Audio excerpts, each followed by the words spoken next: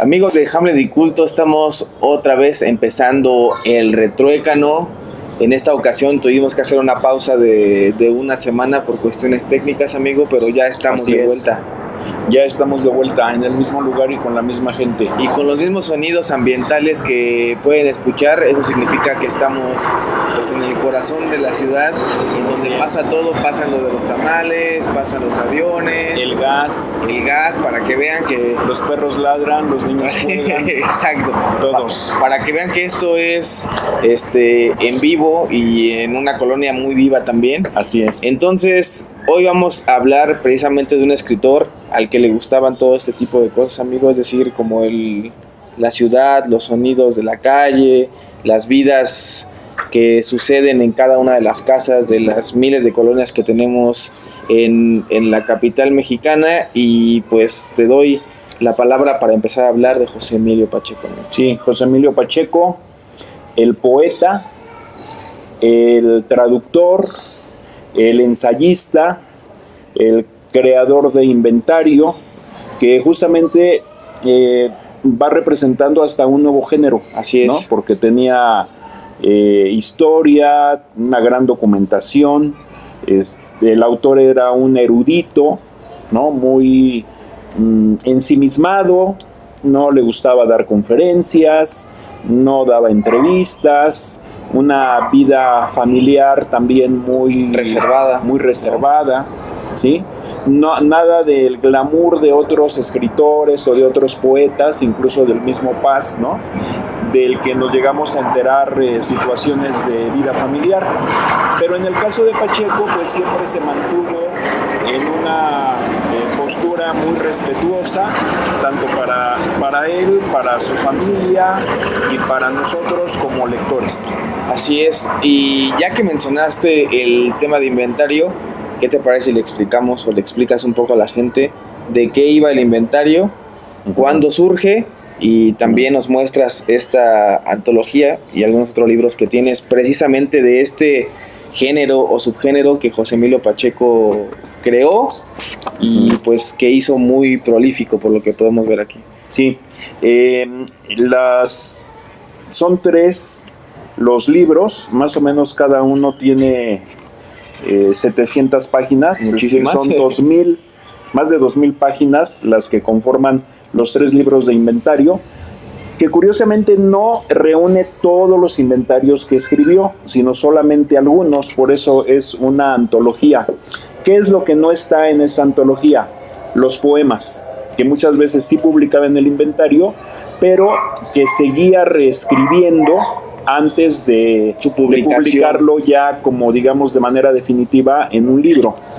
De tal manera que el inventario empieza en 1973 en el Diorama de la Cultura, que era un suplemento, si mal no recuerdo, dirigido siempre por Ignacio Solares, en el periódico Excelsior. Y ahí es donde empieza José Emilio a abordar el inventario, que es un guiso con un contenido muy variable, porque podía incluir, por ejemplo, la traducción de un poema de un autor francés o de un autor inglés, y al mismo tiempo hacer la mención de algún suceso o de algún personaje pasado o presente, y también emitir una opinión sobre las cosas que estaban sucediendo en la vida pública o en la vida cultural, ¿no? O en la vida política. O sobre algún personaje.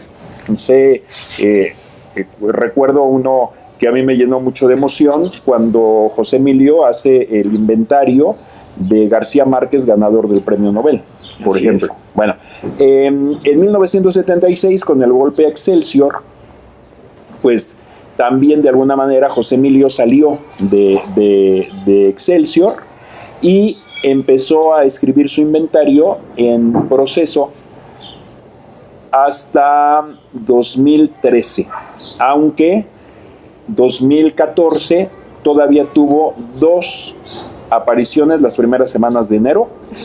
Y esas también son unas joyas, esas últimas participaciones de José Emilio, porque es justamente donde su personaje es su gran amigo Juan Gelman. Así es, ¿no? Muere Juan Gelman y 10 días después muere José Emilio. Es decir, que se despidió o todavía tuvo la oportunidad de despedirse de su gran amigo en las páginas de inventario, ¿no? Y recuerdo que mucha gente recuperó estos textos que aparecieron también en proceso, y uno más, que lo meto por ahí, de José Luis Martínez, que también recordaba a ambos personajes. Uh-huh. Y hablaba en un texto muy breve en el suplemento de Milenio de los domingos de la gran amistad que unió a José Emilio Pacheco con Juan Gelman, sí, el otro poeta del que también ya hablamos, y eso precisamente nos da pie a hablar no solo de esta parte de inventario, amigo, sino de la narrativa de José Emilio Pacheco y también de la parte de la poesía, ¿no? Sí. En el caso de el relato, hay un texto de ERA y el Colegio Nacional que se titula De algún tiempo a esta parte, y tiene los relatos reunidos de José Emilio, excepto el de las batallas en el desierto, ¿no? Así es. A pesar de que las batallas en el desierto es un libro muy breve, es una historia muy breve, no tiene ni siquiera 70 páginas, se convierte en el texto de José Emilio, gracias a que muchos jóvenes, a pesar de que relata una época que a los jóvenes de ahora no les tocó, sí, claro, de todos modos sigue siendo un texto clásico para las materias de literatura o de las que se le parecen a la literatura en el bachillerato. Y que por eso es clásico, porque un joven que nos puede estar viendo en este momento, si toma este libro, el de las batallas en el desierto, seguramente con los cambios que ha habido, se identificará con el personaje y sí, con las situaciones que ahí se están viviendo. Lo mismo que sucede en el libro El principio del placer, en donde también José Emilio le habla a los jóvenes y recuerda a su niñez, y hace precisamente que nosotros nos identifiquemos a pesar de no haber vivido esas épocas, ¿no? Sí. Otro detalle del escritor. Para José Emilio no existía el texto perfecto ni el texto acabado. Uh-huh. Sí.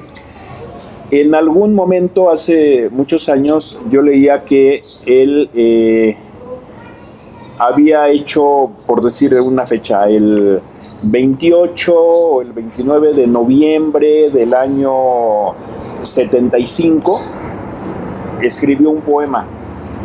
Al año siguiente lo revisó y a lo mejor le cambió una coma, le puso una palabra, ajustó un verso, y al año siguiente hace lo mismo, ¿no? Hace lo mismo.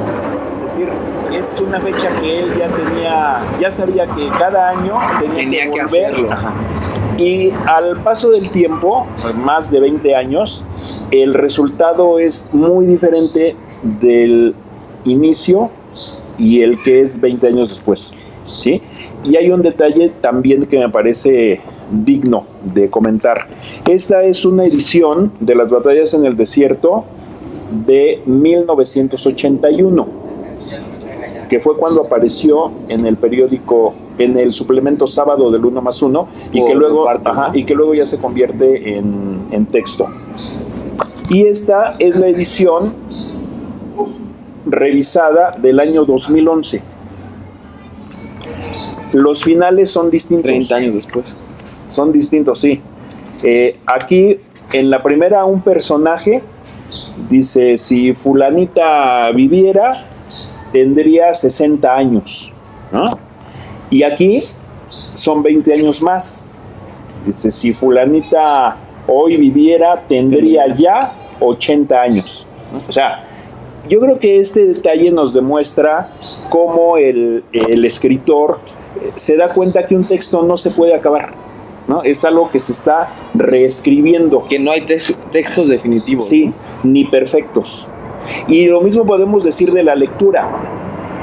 Cuando tenemos la posibilidad vicaria de encontrarnos con un texto que nos atrapa, que lo hacemos parte de nosotros y tiempo después lo releemos en otro contexto, en otra circunstancia, con otras experiencias, con otras visiones, con un poquito de años más, ¿no?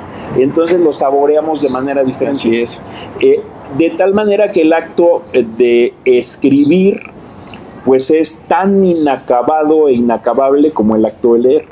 Y en mi opinión, José Emilio es una de las situaciones que nos regala con lo que él escribe. Y que también, haciendo ya mención a esta parte, es un hecho que sufrían mucho los editores también. En algún texto leí por ahí en Nexos o Letras Libres, no recuerdo ahorita, entrevistas a los editores de José Emilio Pacheco, decían que era una delicia trabajar con él, pero que también lo sufrían muchísimo. Ellos hablaban específicamente de la parte poética, ya que él les entregaba el manuscrito, ellos lo revisaban, hacían todo el trabajo del editor, y cuando se lo regresaban a José Emilio, ella se había dado cuenta de que quería hacer en los poemas una infinidad de cambios, y lo volvía a hacer, y entonces tenían que batallar con él.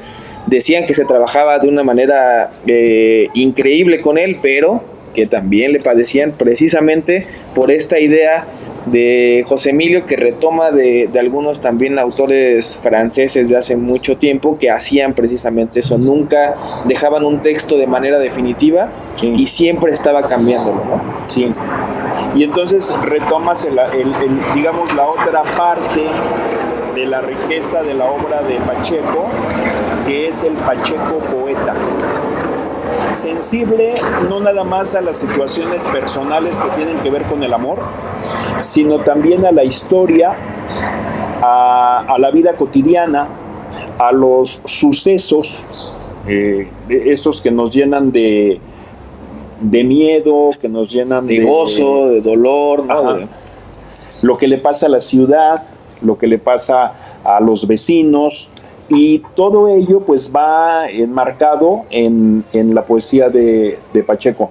Tiene muchos libros de poemas, algunos textos breves, pero ya el Fondo de Cultura Económica ha reunido la poesía de Pacheco, y también acaba de dar a conocer una antología antología no nada más de los relatos, sino de la poesía, pero una antología seleccionada por el mismo Pacheco.